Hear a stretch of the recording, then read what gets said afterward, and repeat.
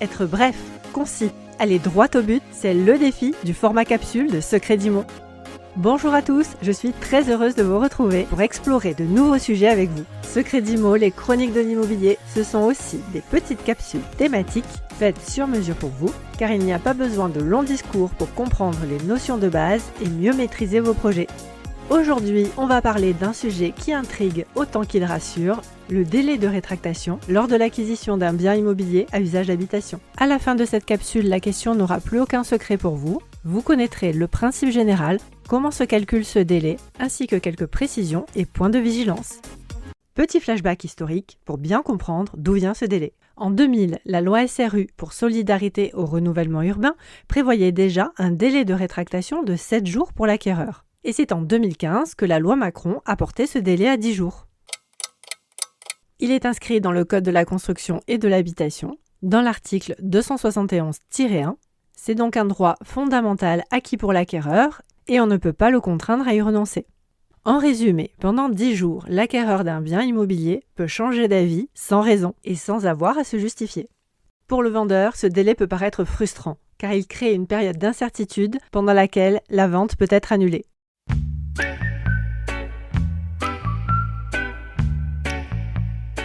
Étant d'une nature très positive, je trouverai quand même à cette situation un avantage pour le propriétaire.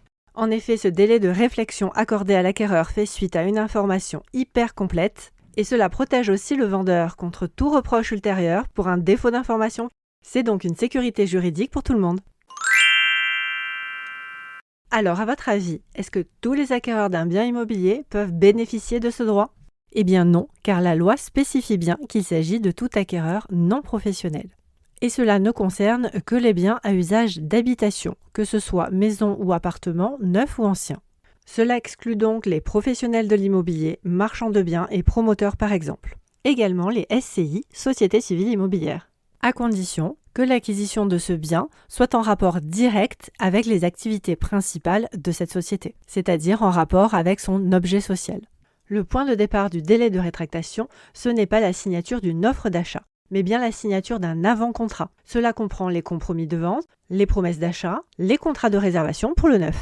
Dans les rares cas où il n'y a pas d'avant-contrat signé avant l'acte authentique, le notaire se chargera de purger quand même le délai de rétractation 10 jours avant la signature de l'acte définitif. Et à cet avant-contrat doivent obligatoirement être annexés tous les documents qui concernent le bien immobilier. Les diagnostics par exemple, et s'il s'agit d'un appartement en copropriété, il faudra joindre au compromis tous les documents comptables de la résidence, les procès-verbaux d'assemblée générale, le règlement de copropriété, etc. Ce délai de 10 jours supplémentaires permet de bien tout revoir, poser d'éventuelles questions et bien conforter son choix. Dans la majorité des cas, la signature des avant-contrats se fait maintenant en signature électronique. Toutes les annexes sont donc transmises à l'acquéreur sous la même forme, de façon dématérialisée. Plus besoin d'imprimer une centaine de papiers et de tout signer à la main pour que tout soit valide juridiquement. Nous sommes bien d'accord, seul l'acquéreur peut changer d'avis durant ce délai de rétractation. Le vendeur, quant à lui, reste engagé. Nous avons donc vu qui peut profiter de ce délai de rétractation, avec quel type de contrat. Voyons maintenant s'il dure vraiment 10 jours ou s'il est modulable. Alors modulable, je vous le dis tout de suite, c'est non. C'est 10 jours et pas moins. On ne peut pas demander à l'acquéreur de raccourcir ce délai ou carrément de l'annuler, même s'il est pleinement volontaire, même si la demande vient de lui. Car nous l'avons vu, il est vraiment inscrit dans la loi.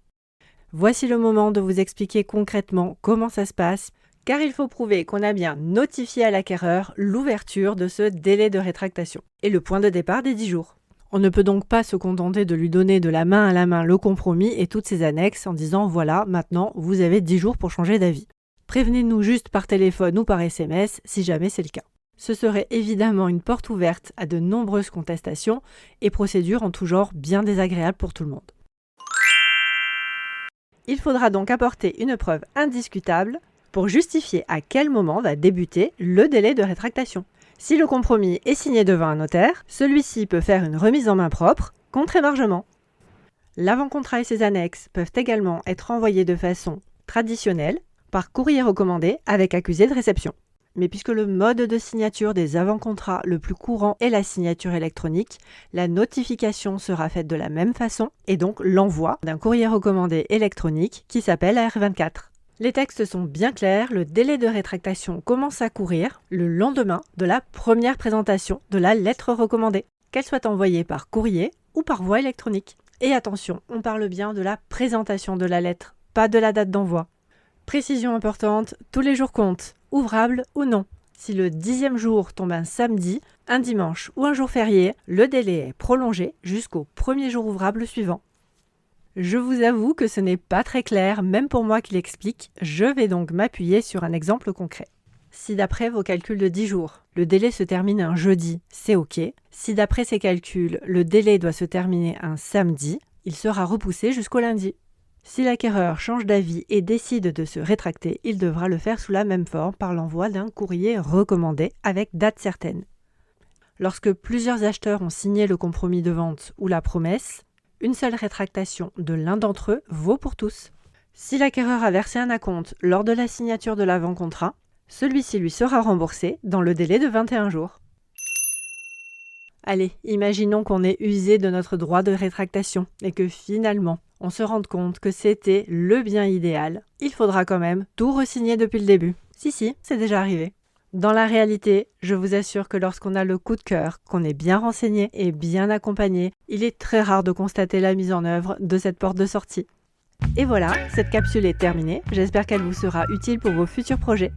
Je vous retrouverai très bientôt et avec plaisir dans Secret d'Imo. En attendant, restez curieux et bien informés. Et si vous avez besoin de plus de précision, n'hésitez pas à me laisser un message via mon Gmail ou Facebook. Pour d'autres infos sur plein de sujets, abonnez-vous via votre plateforme d'écoute.